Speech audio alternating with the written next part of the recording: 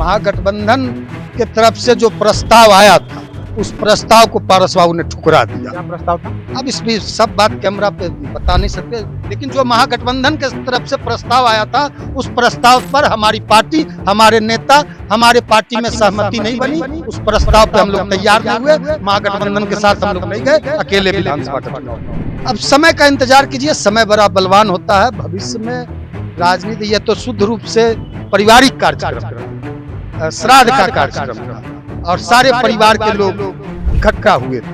परिवार परिवार ही होता है, हम फिर से दोहरा रहे हैं, खून तो खून ही होता है। तो निश्चित रूप से, और साधु जी ने जहां तक कहा है कि हम चिराग जी के साथ रहते तो लोकसभा का श्रद्धेय रामविलास पासवान जी के बाद एक परिवार से 3-3 कैबिनेट मंत्री हुए भारत सरकार में। अगर दोनों चाचा भतीजा साथ रहते तो ज्यादा। निश्चित रूप से एकता में बल होता है। नमस्कार, मैं ऋतिक कुमार और आप देख रहे हैं न्यूज स्थान। पिछले दिनों पूर्व केंद्रीय मंत्री पशुपति कुमार पारस का एक वीडियो वायरल हुआ था जिसमें वो अपने भतीजे चिराग पासवान से मिल रहे थे।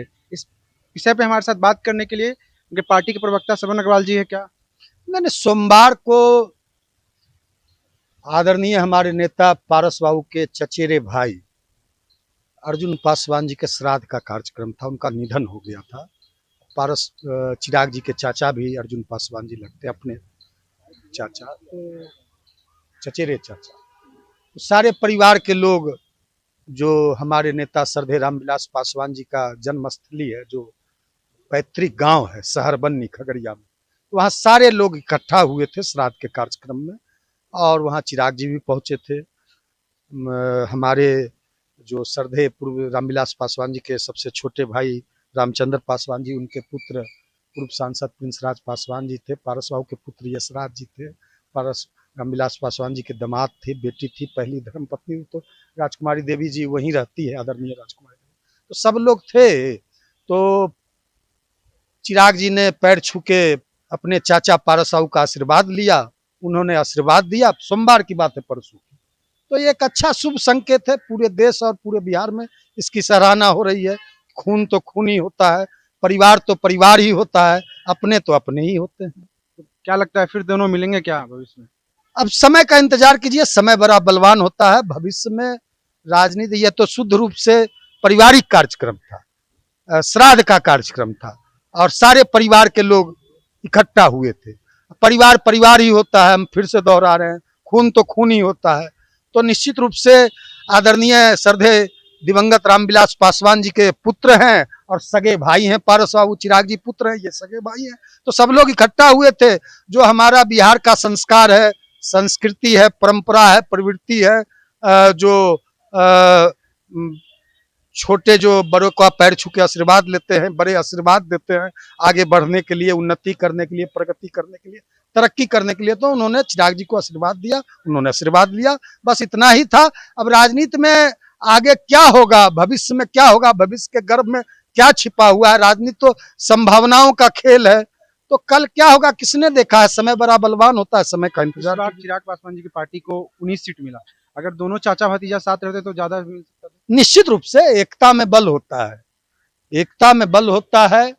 और यदि दोनों पार्टियां एक रहती तो आज और भी बहुत कुछ, निश्चित रूप से दोनों पार्टियां एक रहती तो 19 क्या, जो 29 सीट मिला था 29 का 29 जीतते। आखिरी सवाल मेरा यह है कि जो रामविलास पासवान जी के दामाद अनिल कुमार साधु, उन्होंने कहा था कि अगर हम चिराग पासवान जी की पार्टी में रहते तो आज हम या तो सांसद होते, नहीं तो बिहार सरकार में मंत्री होते। तो ऐसा लगता है कि पशुपति पारस और चिराग पासवान दोनों अगर साथ रहते तो पशुपति पारस जी किसी अच्छे स्थान पे होते प्रदेश की राजनीति में, मतलब सरकार में या केंद्र सरकार में। नहीं, पारस बाबू को कोई अच्छे स्थान की लालसा नहीं है।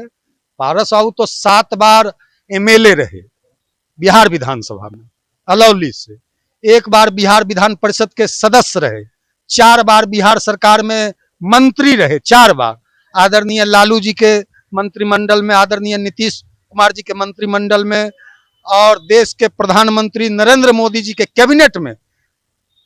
श्रद्धेय रामविलास पासवान जी के बाद एक परिवार से 3-3 कैबिनेट मंत्री हुए भारत सरकार में। श्रद्धेय रामविलास पासवान जी, उसके बाद पारस बाबू, अभी चिराग जी हैं।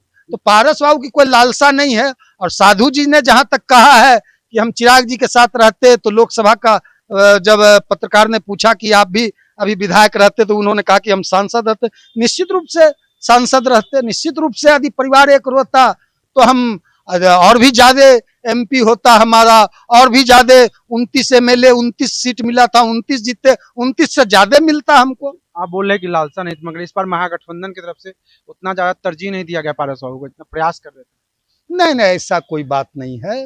महागठबंधन के तरफ से जो प्रस्ताव आया था उस प्रस्ताव को पारस बाबू ने ठुकरा दिया। क्या प्रस्ताव था? अब इसमें सब बात कैमरा पे बता नहीं सकते, लेकिन जो महागठबंधन के तरफ से प्रस्ताव आया था उस प्रस्ताव पर हमारी पार्टी, हमारे नेता, हमारे पार्टी में सहमति नहीं बनी। उस प्रस्ताव पे हम लोग तैयार नहीं हुए, महागठबंधन के साथ हम लोग नहीं गए, अकेले विधानसभा का चुनाव।